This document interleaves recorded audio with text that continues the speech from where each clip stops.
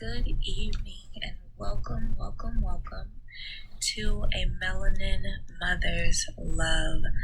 The goal here is to ensure we start to tell their story. And I just want to be clear before we even get started. Every single mother on this planet is important. Every single woman on this planet is important. We are here to support each other, build each other up, and never tear each other down. And I think that the goal of this podcast is to give women and men who have honestly touched my life over the last few years an opportunity to take this platform and tell their story. So if you are willing to take this journey with us, I am so grateful. We are so blessed. And let's. All right, everybody, listen, we're back again. A Melanin Mother's Love, the energy that we've had and the support that we've had from the community, I cannot thank y'all enough. And to be honest, I'm even more excited about this next woman that we're bringing to the stage or to the microphone, however you want to look at it.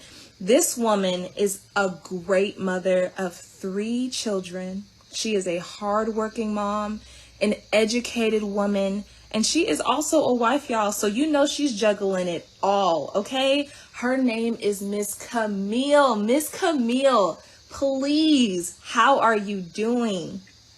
I'm well, thank you. Okay, you gotta run us our resume, honey. You don't be modest. Don't be modest. Well, first off, thank you for having me. I think what you're doing is great, and I'm so happy that I could support you tonight. Thank you. No problem. A little bit about myself. Like she said, I'm a mother of 3 kids, y'all. 2 sons and a daughter. I am a wife of 5 years now, and I just completed my MBA. I was supposed to graduate. Well, I was supposed to have a ceremony in May, but we know because of COVID that didn't happen. But your girl still got her 3 letters, MBA. Yes, yes. This woman is educated, y'all. Go, keep going. Don't let me stop you. Yeah.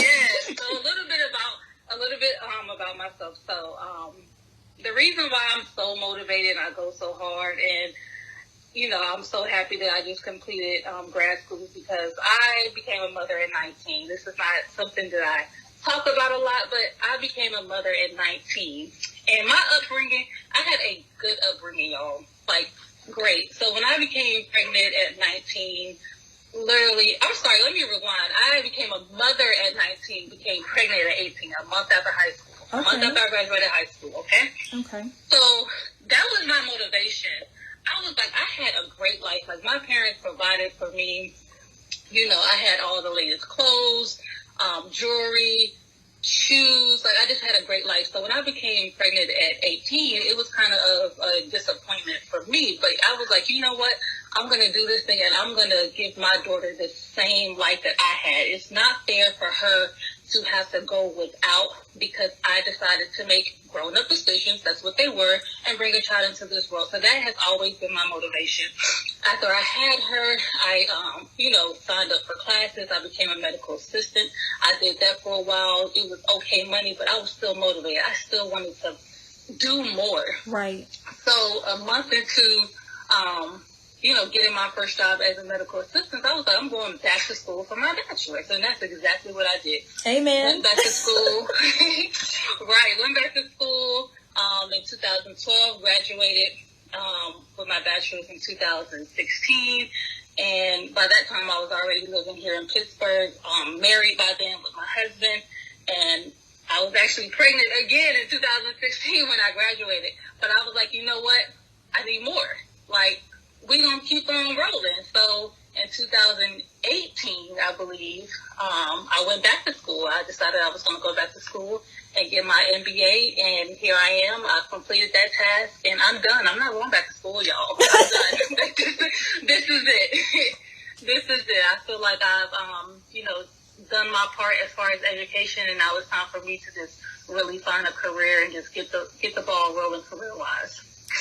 And you know what I adore about your story is the fact that you didn't let anything stop you. You said, okay, I'm having this beautiful baby, and guess what? She's about to have it all as well. So I admire that about you, because I waited quite some time to have my kid. And I don't want to say for a reason. I just did. So when I meet mothers who started earlier, I'm kind of envious, because I feel like you all have like a closer bond with your kids. But we're not gonna get into that. So I wanted to ask you. You said you were married for about 5 years. What is that dynamic like? Like being married with these children, balancing life. What is that like? It's a lot. I'm not gonna lie and say that it's easy. It's a lot, especially in our situation. My husband, he's in the military. Not only is he in the military, but he's in this program right now where his job is to be a full-time college student. So right now, he can't be as hands-on as he wants to. That's changed with COVID because now he's home. But on a typical day, his day would start at 4:30 in the morning. He's not getting back home till 5 o'clock. So parenthood for the last 4 years has fallen on me. Right. So it's hard to handle at times. But, I just always keep in mind that, one day we're going to get to the point, very soon in December, we're going to get to the point where our lives are a little bit more normal. And, we'll be able to just push forward and just have that close bond. But right now, a lot of it falls on me. And I just handle it the best way that I can. Every day is a new day. Some days I have to spend more time with the kids. Other days I have to spend more time with him. But I think we both know that this is what it has to be right now, and this is not what it's going to be forever, if that makes sense. It does. It sounds like you guys over the years have come to a place where you have an understanding. You know that this is going to take like teamwork. And I'm not going to say it was all golden in the beginning, because I know there was definitely some bumps. All relationships have their story, but for you two, you realize, okay, these are your goals. I'm going to support you in achieving them. These are my goals. I just need you to support me in achieving them. And you guys are doing an amazing job. I'm just going to throw that out there. Your children are fantastic. Y'all are you're blowing it away. And for those of you who are listening, when she mentioned that he's also in the military and he's also in school, her husband's going through a transitioning program to go from enlisted to officer. So if you want any education on that, just Google it, YouTube it. It's all the information is out there. So if you're out there and you're currently enlisted and you're married and you have kids and your wife is getting it, it is possible to go from enlisted to officer. Just do your research, guys. And Miss Camille is here telling you right now, it is possible. So no more excuses. So a good thing that I love to look into is self-care. Are you getting that self-care, ma'am? I get that self-care, and it's funny that you spoke on that, because I had to learn what self-care is. Right. So, living in Pittsburgh, I don't want to say I'm isolated, but, most of my friends are back home. So I think when I first moved here and, I had my daughter, and then we had a blended family, and then we had kids, like I always looked at self-care as like, I need to go out. I don't have friends, or, you get to go out, like, I want to get out the house, but you know what? Not everybody's dynamic is set up that way. Sometimes your self-care can be an extra long shower, which I do sometimes. Sometimes your self-care can just go to the bathroom, chill out, play on your phone. Like, that's self-care. Sometimes I go to the basement after the kids are asleep and just relax, like watch TV. Or sometimes my self-care is, okay, the kids are down at 8 o'clock. Guess what I'm about to do? I'm about to go to bed too. That's my self-care. Your self-care doesn't always have to be the typical, I need to go out with my friends, or I need to go get my nails done, or I need to go shopping. No, it doesn't have to be that. Create your own self-care. And I had to learn that the hard way, but this past probably a year and a half, I have figured it out. And I do take time for myself, even if it's in the house.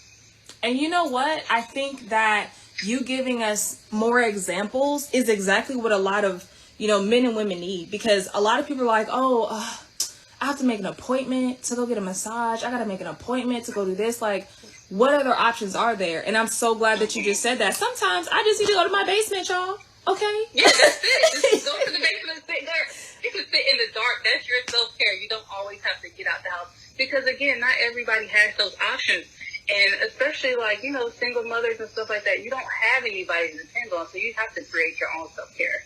Oh, yes, ma'am. I can speak from experience. So, I have another topic. What was your mother's influence like on your life? If you feel comfortable talking about that, what was her influence like? Just to be independent. Like both my parents, my mother remarried, but both my parents were in the military. But prior to my mom getting married, always came home at night, if that makes sense. And I don't know how she did it, because you hear so many children who grow up with parents in the military and they're like gone all the time, but somehow she was always able to be there for us. She always came home at night. I think my mom deployed like one time. Oh, wow. And I was like 1 year old, and my grandmother kept me for a year. Somehow she always made herself available, and I really appreciate that, because I can't grow up and say like I was a real military brat. Like, no, my mom was there for me. She came home, she cooked, and overall she taught me how to be a woman. Oh, I love that. I love that so much. I love that for many I don't know how she did it, but she did it somehow. It's very true.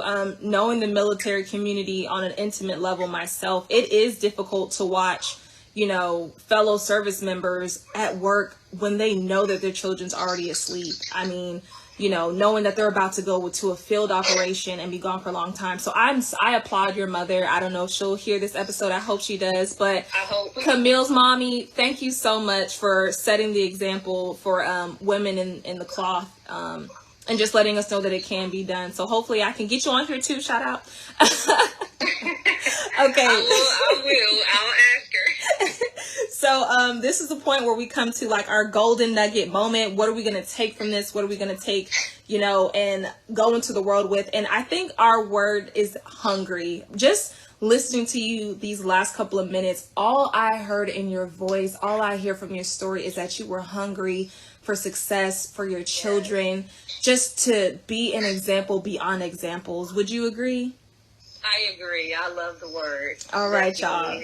Miss Camille, she hungry, y'all. I'm gonna need y'all to get hungry out here. So that's y'all golden nugget.